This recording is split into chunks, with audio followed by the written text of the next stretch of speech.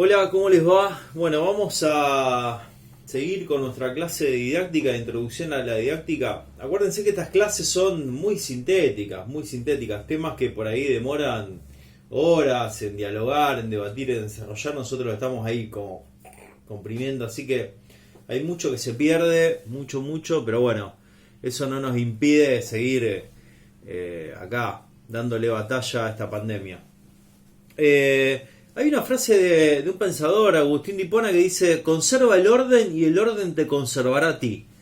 Un poco la planificación en la práctica tiene esta intención, que es de buscar un ordenamiento, pero no un ordenamiento como un fin en sí mismo. O sea, la vida humana es caos, es complejidad, es contradicción.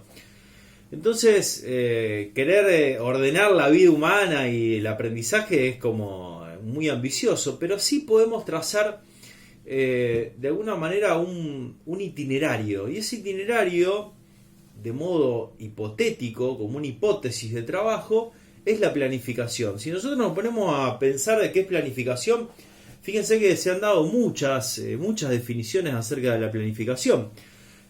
No sé, plan, planificación, programa, proyecto, representación, ¿sí? Bueno, cada una de esas palabras va a ir dando matices, ¿sí? Si nosotros hablamos de plan, hablamos de un tipo, una representación gráfica. Si hablamos de una planificación, ya le ponemos más algo, una connotación más científica, organizada según objetos. Programa significa antes de decir algo, ¿sí? Antes de ejecutar algo, de alguna manera lo delineo. Proyecto significa Yectun es arrojado antes de arrojar, ¿no? Es como que ¿vieron cuando somos chiquitos hay un momento que nos gusta tirar piedra, ¿no? A todo el mundo le gusta tirar piedra cuando es chico. Entonces, miramos, ¿sí? Como para tirar piedra a algún lado, miramos así y más o menos decimos, bueno, a ver, le quiero tirar al techo, ¿no? Yo en las escuelas donde trabajo a los chicos les encanta tirar piedra en el techo. Por ahí vos estás dando clases y sentís ¡boom! Y dice, ¿qué pasó? No, profe, son los chiquitos de primero de secundaria que están tirando piedra al techo. Bueno, entonces, volviendo, o sea, antes de tirar una piedra, yo más o menos diviso el objetivo a dónde va a llegar y proyectum es, antes de arrojar, mirar hacia dónde quiero llegar.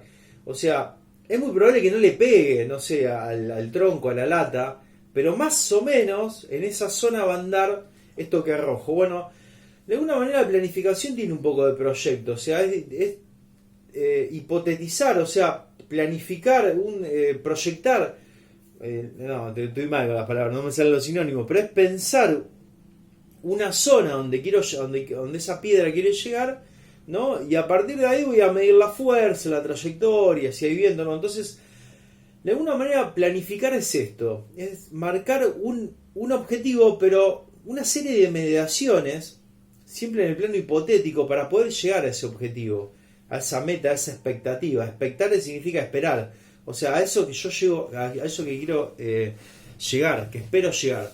Entonces, fíjense que nosotros tenemos acá diferentes formas de planificar, ¿sí? La primera forma, básicamente depende cómo yo considere el objetivo del currículum. Si yo al currículum, acuérdense, lo considero como algo de la manera más fría, como un compendio de contenidos, y bueno, la planificación va a ser un esbozo ordenado de las cosas que quiero transmitir y de forma secuenciada, ¿sí? Como algo muy frío y muy riguroso.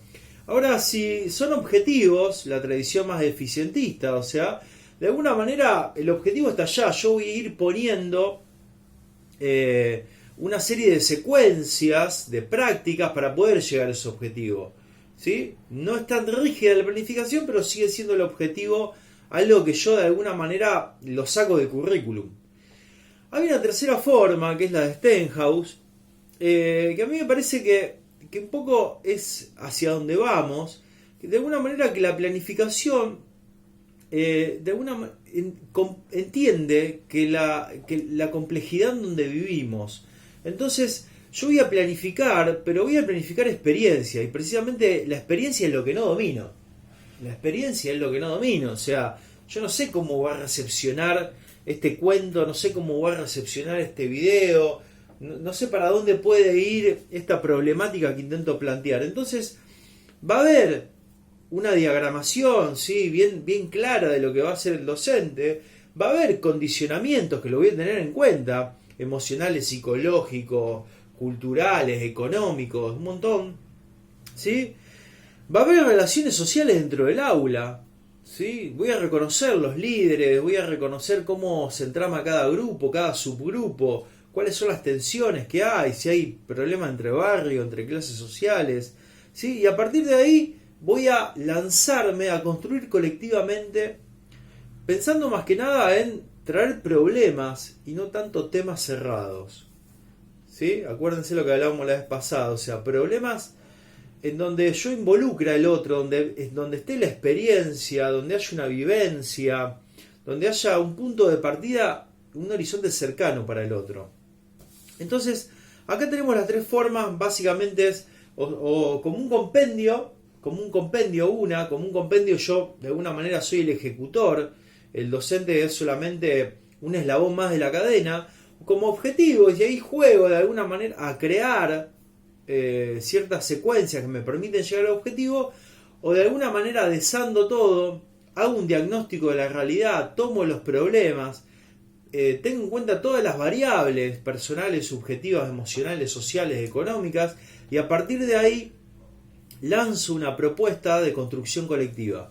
Acuérdense que para Stenhouse el proyecto, el currículum, es un proyecto práctico de elaboración colectiva. O sea, un poco esta idea la traen los ABP, ¿no?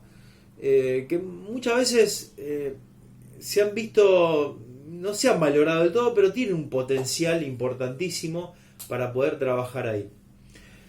Segundo, ¿cuáles son los condicionantes de la planificación? Bueno, el condicionante es el carácter sociohistórico. No va a ser lo mismo, no sé, tengo una amiga que hace 10 años que da historia. Y bueno, a principios del 2000 empieza a dar historia y a mí me pasa una planificación. Sin duda que la manera de plantear la clase hace 15 años atrás, no, porque no me sirve. O sea, yo veo por ahí que los profes le sacan fotos de los manuales. No, o sea, el manual es de alguna manera un ahistoricismo, es una abstracción de los condicionantes. Entonces, hay circunstancias históricas, sociales, culturales, que de alguna manera que se sujetan al tiempo y al espacio donde estamos viendo y que son cosas a tener en cuenta, ¿sí? El segundo condicionante histórico-cultural, el primero. Social, histórico-cultural. El segundo condicionante es, de alguna manera, esta que nosotros marcamos al principio, que es la complejidad de la práctica educativa, la complejidad de vivir adentro de un aula, ¿sí? Entonces, a la hora de planificar, tengo que pensar la complejidad. Hay chicos, a mí me pasa, por ejemplo, que tengo un grupo de chicos que trabaja, de chicas, otro grupo de chicas que son mamá y papá, otro grupo de chicas que se dedican al arte, otro grupo de chicas que son repitentes, que tienen soledad, otro grupo de chicos que están incluidos, o sea, que tienen alguna particularidad para aprender. Entonces, tratar de tener en cuenta la mayor complejidad, ¿sí? Un poco esto lo trabaja Olga Satera, o sea, tratar de planificar como si fuese para un pluriaño, y en algún momento estaría bueno que a nosotros nos enseñen a planificar en pluriaño, ¿sí? Pluriaño, que significa de alguna manera atender a la diversidad que hay dentro del aula, o sea, que puedan aprender en diferentes tiempos, de diferentes formas, según la singularidad de cada uno. Y el otro condicionamiento son, de alguna manera, los niveles de decisiones con los que nosotros tenemos que convivir. Una cosa es un nivel de decisión áulico, otra cosa es lo que me pide la institución, el equipo directivo, otra cosa es la política más a nivel macro, ¿sí? La política educacional, otra cosa es la política casi mundial, si se puede decir, que es la pandemia. Entonces, en esos diferentes niveles, áulico, institucional, de cátedra por ahí, ¿sí? De departamento, de escuela, de política macro, son condicionantes, o sea, lo tengo que tener en cuenta. Perfecto, pasamos a a las características. ¿Cuáles son las características la podemos resumir o agrupar en tres? Las características son que la planificación es pública, que la planificación es científica y que la planificación es práctica. ¿Qué significa que es pública? Básicamente, cuando hablamos de la planificación pública, o sea, público, ¿qué es la red pública? Es la cosa de todos, ¿sí? Entonces, cuando yo planifico, de alguna manera, tiene que es un acto, es una hipótesis de gobierno que significa que voy a tratar de controlar todo lo que sucede ahí, ¿sí? En algún punto el docente tiene que... Yo me acuerdo que un profe a mí, en didáctica de la escuela secundaria, me decía, vos cuando planifiques, tratá de tener en cuenta todas las caras que están en tu aula. Y acerca de esa secuencia que vas a planificar, hacete 50 preguntas que puedan surgir. ¿Me explico? O sea, 50 preguntas. Yo cuando planifico tengo que tratar de agotar todas esas ramificaciones por donde la clase se puede ir. Imposibles. Pero bueno, es mi tarea como docente contemplar a todos, ¿sí? ¿Qué me puede llegar a preguntar el rapero? ¿Qué me puede llegar a preguntar por dónde se puede ir esta chica que está queriendo laburar? Los otros que son... ¿Me explico? Entonces tengo que planificar para todos y de alguna manera tiene que estar en conocimiento, declarar lo que voy a planificar. La segunda es científica. ¿Cuál es la diferencia de un, no sé, que un padre con la mejor intención planifique un encuentro de fútbol, de baby fútbol, a que un profe de educación física planifique un encuentro de fútbol? Es que el padre lo va a hacer como autodidacta, de saber qué ha recogido a lo largo de su práctica, de su vida. El profe de educación física lo va a hacer de un lugar científico, en el sentido de que, de alguna manera, va a reflejar alguna teoría del aprendizaje de la educación física, algún desarrollo científico a lo largo acerca del cuerpo, del desplazamiento, de la motricidad, ¿sí? Va a saber con más precisión qué cosas nos potencian y qué cosas por ahí nos pueden dañar a la hora de pensar el desplazamiento de los cuerpos. Entonces, ¿me explico? No es lo mismo que una persona ávida en derecho haya leído y que un profe o un gran jurista de una clase que un profe. ¿Por qué? Porque acá me parece que el cientificismo nos da a profesionalizar, que es poder hablar y comunicar lo que uno sabe. ¿Sí? ¿Me explico? Entonces, esto es de alguna manera lo que nos distingue en el saber, no tanto la acumulación, sino la forma de transmitirlo y de alguna manera las teorías que van a hacer de sustento, de soporte a esas prácticas. ¿Sí?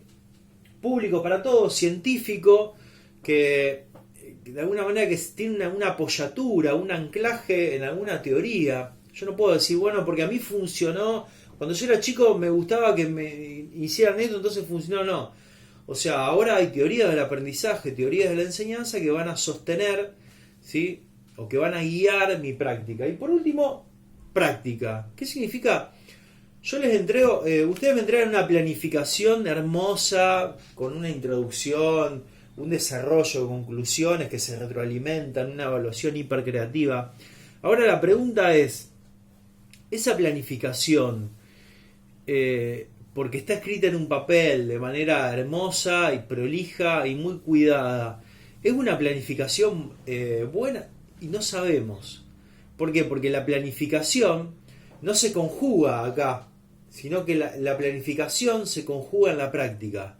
La síntesis de la planificación está fuera de nosotros mismos cuando empieza a dialogar con los otros. ¿Sí? La planificación, por decirlo así, binariamente, maniqueamente, ¿es buena o es mala en la medida que es posible, se efectiviza en la realidad o no se efectiviza? ¿Sí? Entonces, ¿por qué? Porque yo siempre no planifico para un otro universal, sino que planifico para este grupo, interactuando yo con todas mis potencialidades y mis dificultades, en este contexto socioeconómico, histórico. ¿Me explico? Entonces, 3 características: pública para todos, científica, siempre sustentada. O sea, las cosas, las decisiones que yo tomo siempre de alguna manera tienen que reflejar un corpus científico, un saber, algo que esté comprobado, corroborado, y por último, que sea práctica, que se lleve a la realidad. O sea, una buena planificación termina cuando hay aprendizaje. ¿Sí? No, pero yo lo dije de manera impecable, cerró, pero el otro aprendió. Y bueno, acá se juega, se conjuga es praxis, ¿sí? Toda la teoría se lleva a la realidad para después ser teoría, para después ser realidad, ¿sí? Bueno, después, si quieren, sin duda en otros espacios irán a la planificación, cómo se planifica en secundaria o en primaria o donde sea, pero eso será otro paso. Hasta acá quedamos con la planificación. Planificación, acuérdense, es una hipótesis acerca de una práctica. Nosotros de alguna manera lo que vamos a hacer es anticipar, proyectar, probar, intentar, ¿sí? Diferentes formas de planificar según cómo considere el currículum, diferentes condicionantes, ¿sí? Histórico-cultural, complejo y político, y después las características públicas, científica y práctica.